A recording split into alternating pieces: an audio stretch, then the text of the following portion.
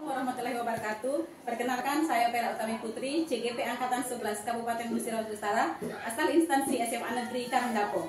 Pada kesempatan ini, saya akan mempraktikkan supervisi akademik dengan teknik coaching. Baiklah, pada kali ini saya akan mengobservasi rekan sejawat yang bernama Ibu Linda. Berikut adalah percakapan praobservasi. Selamat siang Bu Linda. Siang Bu. Gimana kabarnya Bu Linda? Alhamdulillah sehat Bu. Oke, sehat ya Bu Linda. Sebelumnya Bu Linda mengajar pelajaran apa Bu? PKN. Oke, PKN ya. Bu Linda, gimana nih? Kita kan akan melakukan observasi kan, observasi kelas. Nah, Ibu Linda akan melakukan KBM nanti. Itu tujuan pembelajarannya apa Bu? Tujuan pembelajaran adalah menelaah dan menganalisis penerapan nilai-nilai Pancasila dalam konteks berbangsa dan bernegara. Oke, nah sekarang itu kan tujuan pembelajaran Ibu. Dalam penerapan di kelas, nanti Ibu akan mengembangkan area yang mana?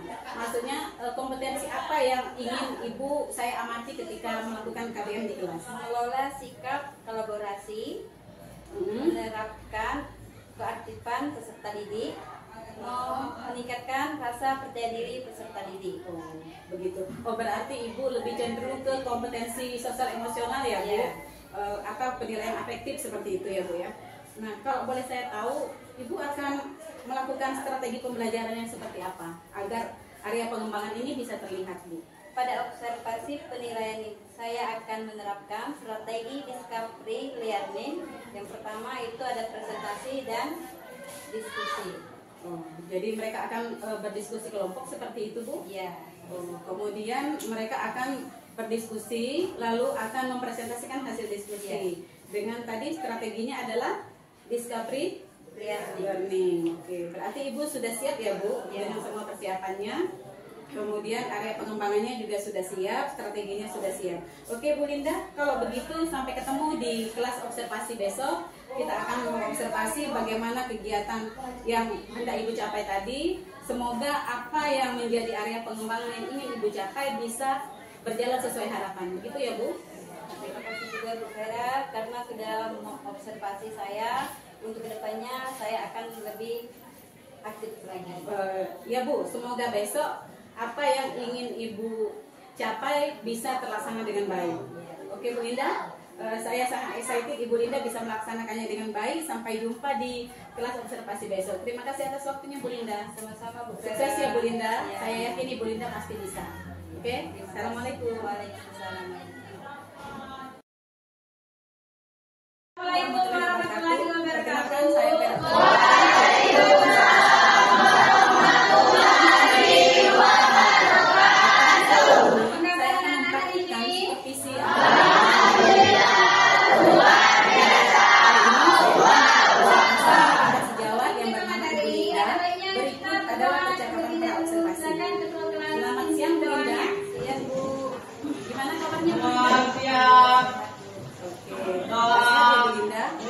Sebelumnya Bu Linda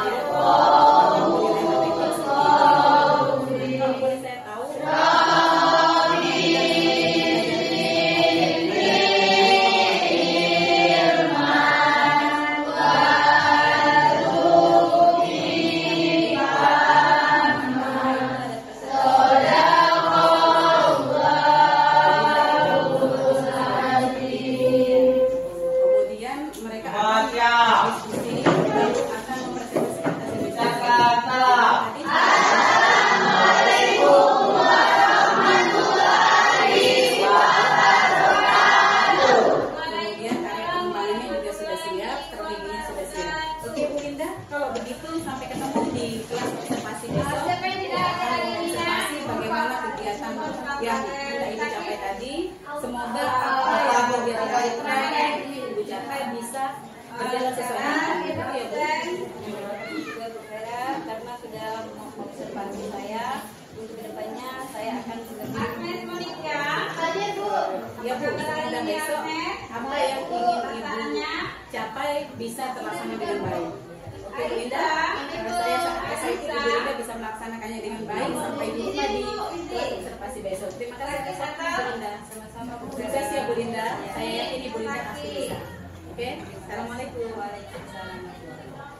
Warahmatullahi wabarakatuh. Perkenalkan saya Dr. Sari Putri, CGP Angkatan 11 Kabupaten Sumatera Utara, asal instansi SMA Negeri Karangbaku.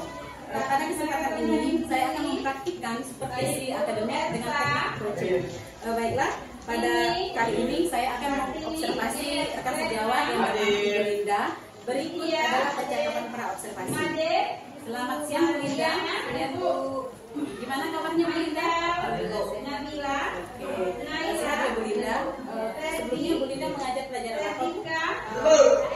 Oke, Bu Linda, gimana nih? Kita akan melakukan observasi kan? Nah,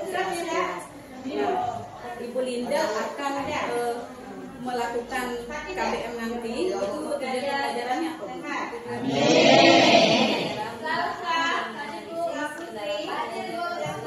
Konteks berbangsa dan Nah sekarang itu kan tujuan pembelajaran Ibu. Dalam penerapan di kelas nanti Ibu akan mengembangkan area yang mana?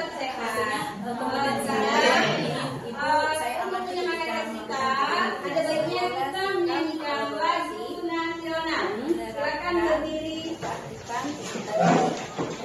Meningkatkan rasa percaya diri. berarti Ibu lebih cenderung ke kompetensi sosial emosional ya Bu? Atau penilaian afektif seperti itu ya Bu ya?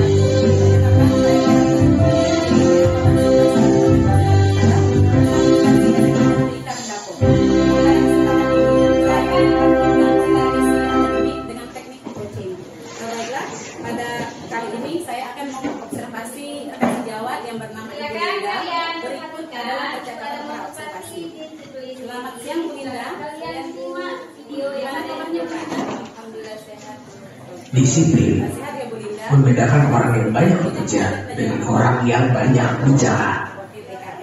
Mau seberapa tinggi tujuan dalam hidupmu, tapi kamu hanya leha-leha, terlalu banyak buang-buang waktu dengan hal-hal yang gak penting. Percuma jika kamu mengatakan, saya bisa sukses, tapi dengan kamu selalu rebahan, apakah kamu akan sukses? Dengan kamu selalu ngomongin menceritakan tujuan kamu ke orang-orang, tapi kamu tetap gini aja, apakah kamu akan sukses? Harapanmu terhadap sebuah kesuksesan sangat tinggi, tapi pergerakanmu sangatlah lambat.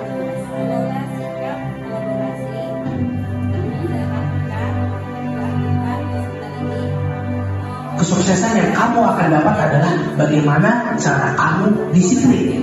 Kamu harus bisa mengalahkan dirimu sendiri untuk melawan rasa malas itu. Sebenarnya itu wajar. Kamu melakukan sesuatu di saat kamu sedang semangat-semangatnya. Tapi ketika lagi malas, kamu hanya bisa bertahan. Kamu berhasil mendorong diri kamu untuk berusaha. Itulah sebenarnya kamu bisa sukses. Memang sulit melawan rasa malas yang ada di dalam diri kamu. Tapi sebenarnya kamu kelelahan di masa muda daripada kamu kelelahan bekerja di masa tua. Lihatlah dirimu ke cermin. Yakin kamu tidak bisa bangun pagi lalu berolahraga. Yakin kamu tidak bisa menyelesaikan tugas tanpa harus menunda-nunda. Yakin kamu tidak bisa melangkah lebih cepat dari pesaing bisnis kamu. Yang membuat kamu ragu adalah kemalasanmu, kurangnya kedisiplinan dalam diri kamu. Coba kamu lihat orang besar yang miliarder di luar sana. Disiplin membedakan orang yang banyak bekerja. Sekarang ini banyak sekali mode fashion yang diikuti oleh anak-anak muda, dari mode layering, pop-up color, hingga mode simple. Hal ini juga berdampak pada banyak anak muda yang suka membeli pakaian, aksesoris, hingga sepatu untuk dipadu-padankan pada gaya berpakaian mereka. Bahkan saat ini toko online sangat diminati karena dapat membeli barang seperti pakaian dari dalam dan luar negeri.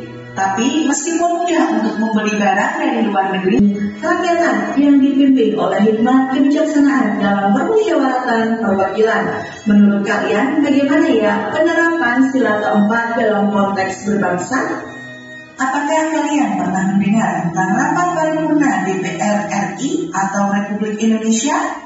Rapat paripurna DPR RI adalah rapat anggota yang dipimpin oleh pimpinan DPR dan merupakan forum tertinggi dalam melaksanakan wewenang dan tugas DPR RI.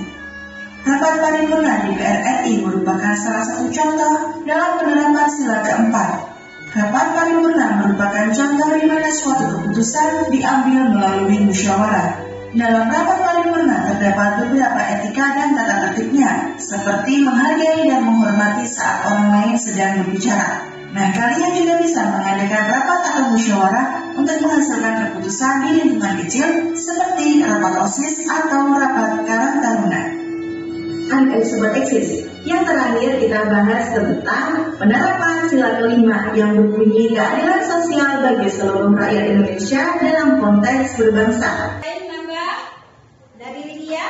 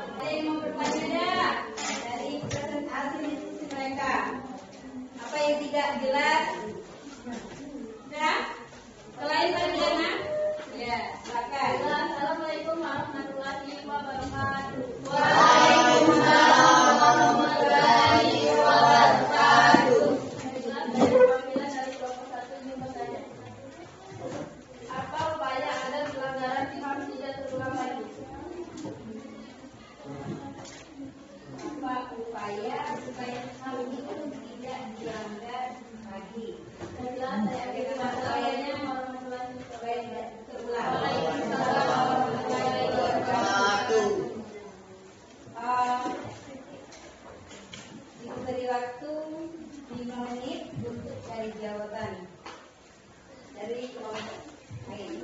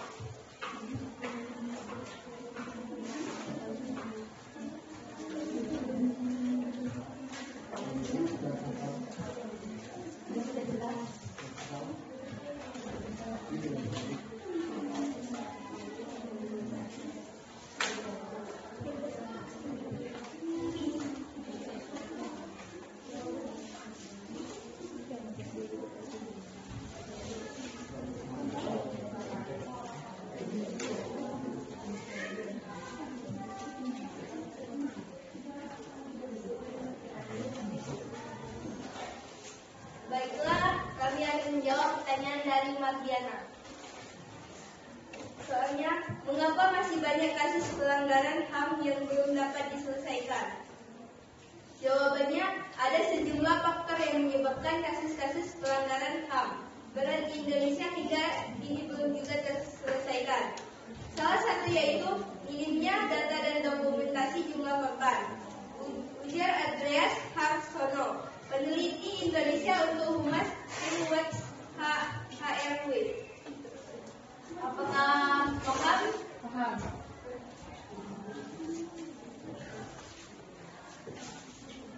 Bisa diulangi lagi, mungkin yang lain belum jelas.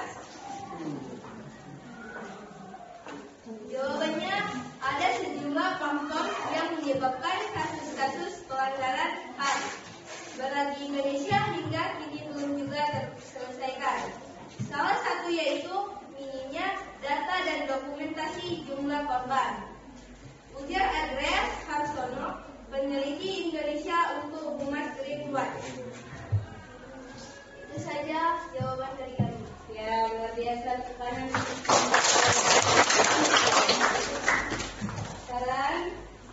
pertanyaan yang kedua, Kira. Baiklah, saya akan menjawab pertanyaan dari Vira. Apa upaya agar melanggar HAM tidak terulang lagi? Yang pertama yaitu menegakkan hukum. Upaya pencegahan dimulai dengan penegakan hukum yang bertujuan melindungi dan memperjuangkan hak-hak manusia. Yang kedua, meningkatkan kualitas pelayanan publik.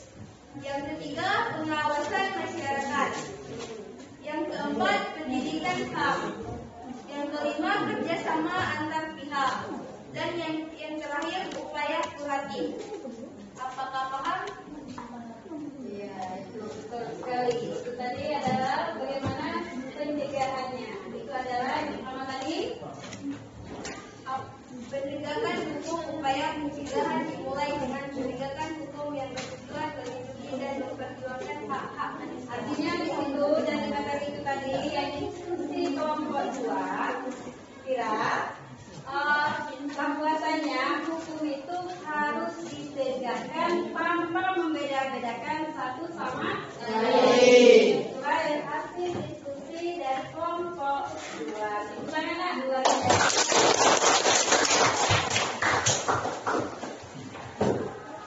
Baiklah, itu saja materi dari kami. Kami tutup. Wassalamualaikum warahmatullahi wabarakatuh. Waalaikumsalam warahmatullahi wabarakatuh. Sekali lagi tepuk tangan.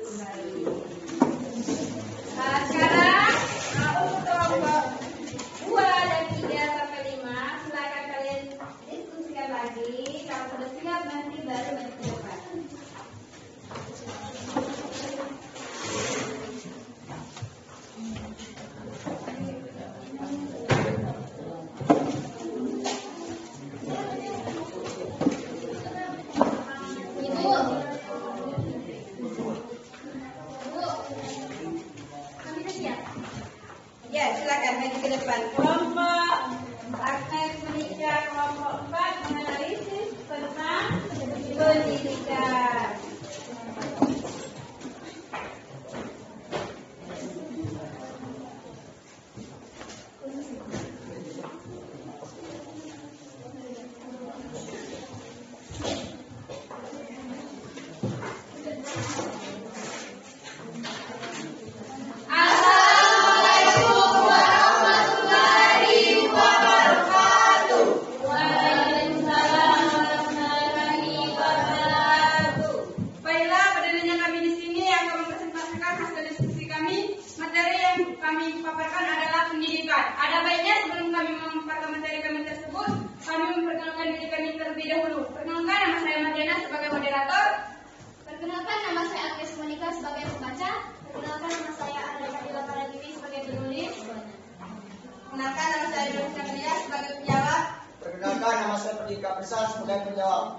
Dan saya Michael Jackson sebagai penjawab kedua. Baiklah, materi kami akan dibacakan oleh Agnes Monica. Pengertian dari pendidikan. Pendidikan adalah proses perubahan sikap dan tata laku seseorang atau kelompok orang dalam usaha mendewasakan manusia melalui upaya mengajarkan dan pelatihan, proses, cara, dan perbuatan mendidik. Definisi dari pendidikan. Pendidikan adalah tindakan mengajarkan pengetahuan kepada orang lain dan tindakan menerima pengetahuan dari orang lain. Pendidikan juga mengacu pada pengetahuan diterima melalui sekolah atau instruksi dan pada lembaga pengajaran secara keseluruhan. Tujuan dari pendidikan. Tujuan pendidikan yaitu mengembangkan kemampuan dan membentuk watak serta peradaban bangsa yang bermartabat dalam rangka mencerdaskan kehidupan bangsa. Bertujuan untuk berkembangnya potensi peserta didik agar menjadi manusia yang beriman dan bertakwa kepada Tuhan Yang Maha Esa, berakhlak mulia, sehat, berilmu, dan berprestasi. Struktur dari pendidikan. Sistem pendidikan di Indonesia mencakup tingkat pendidikan dasar, menengah, dan tinggi. Pendidikan dasar terdiri dari sekolah dasar atau SD selama 6 tahun dan sekolah menengah pertama atau SMP selama 3 tahun. Pendidikan menengah terdiri dari sekolah menengah atas SMA atau sekolah menengah kejurusan SMK selama 3 tahun. Komponen-komponen dari pendidikan. Komponen-komponen yang memungkinkan terjadinya proses pendidikan adalah tujuan pendidikan, peserta didik, pendidik, orang tua, guru atau pendidik, pemimpin masyarakat dan keamanan, interaksi edukatif, peserta didik dan pendidik, isi pendidikan. Analisis dari pendidikan. Analisis kebijakan pendidikan adalah suatu proses untuk menghasilkan informasi data.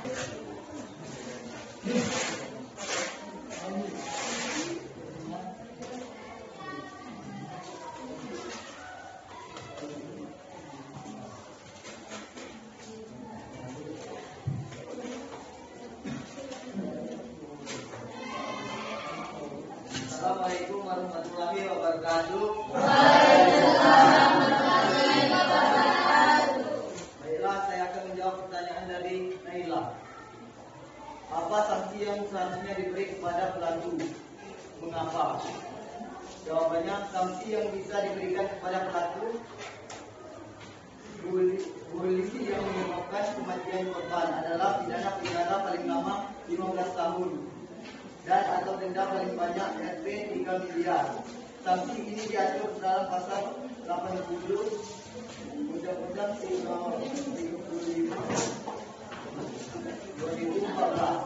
Selain sanksi pidana, korban polisi juga bisa menuntut ganti rugi materi maupun imateri.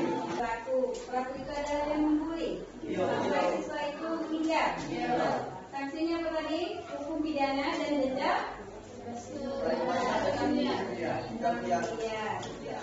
Setuju?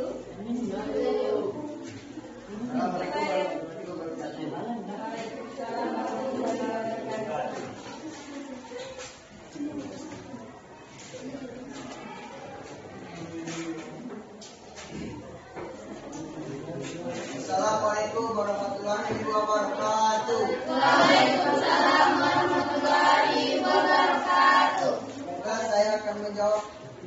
pertanyaan dari Vietnam.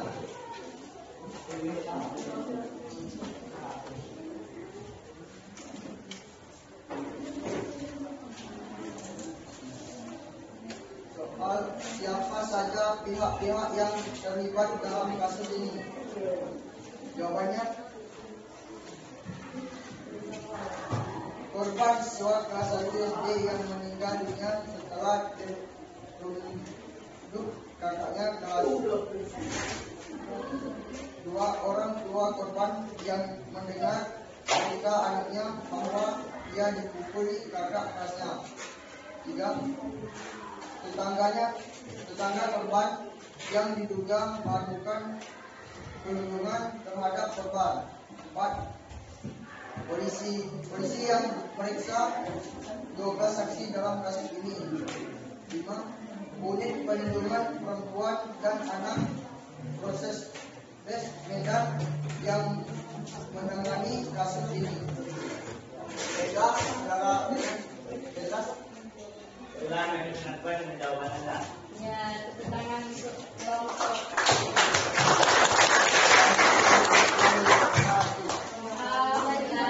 Kelompok 2 tadi menjelaskan tentang menganalisis tentang pendidikan.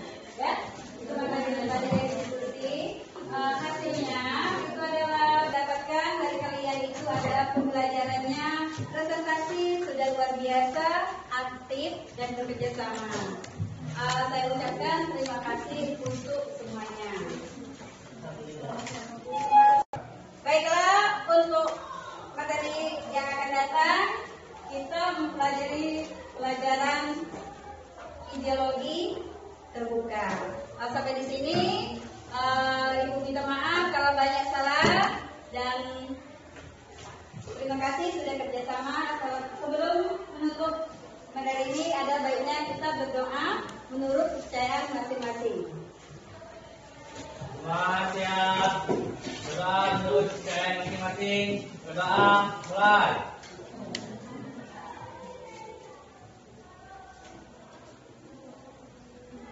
Doa selesai. Semua siap. Silakan salam. Assalamualaikum warahmatullahi wabarakatuh. Waalaikumsalam warahmatullahi wabarakatuh. Baiklah, sampai di sini. Assalamualaikum warahmatullahi wabarakatuh. Waalaikumsalam warahmatullahi wabarakatuh. Terima kasih Ibu. Doakan kami sukses. Kami sayang Ibu. Selamat siang Bu Linda. Siang Bu. Oke, gimana Bu Linda?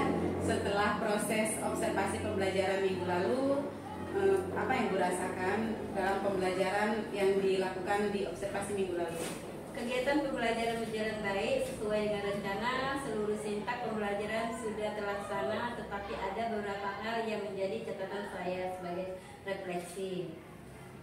Yang pertama, perlu adanya referensi selain buku cetak agar lebih banyak referensi lainnya. Yang kedua, perlu menerapkan diferensiasi dalam proses pembelajaran. Jadi ada dua yang menjadi refleksi Ibu ya Bu, Ya. metode dan juga media pembelajaran. Oke, baik, pertanyaan saya Bu, yang pertama itu apa yang menjadi hambatan atau kendala yang Ibu rasakan dalam proses pembelajaran? Yang menjadi kendala adalah dalam mengkondisikan anak karena penilaian kelompok kurang sesuai. Kurang sesuai, proses penilaian kelompoknya Iya. kurang sesuai. Oke, kalau begitu pertanyaan saya yang kedua, apakah Ibu sudah puas dengan pembelajaran yang Ibu lakukan? Sudah, karena sebagian siswa antusias dengan pembelajaran dengan metode diferensiasi. Kalau saya minta skala 1 sampai 10, menurut Ibu berada di posisi keberapa? 80. 8. Ya. Mengapa 8 Bu?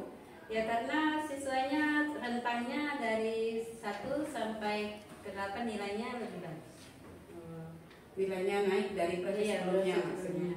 Oke, pertanyaan yang ketiga, menurut Ibu apa saja hal positif yang sudah Ibu lakukan selama proses pembelajaran? Saya sudah mampu mengintegrasikan KSE dalam pembelajaran seperti mengajak siswa berdoa, berkolaborasi dalam kelompok, dan berefleksi. Oke, bagus sekali ya Bu. Berarti sudah ada begitu banyak hal positif yang bisa Ibu terapkan.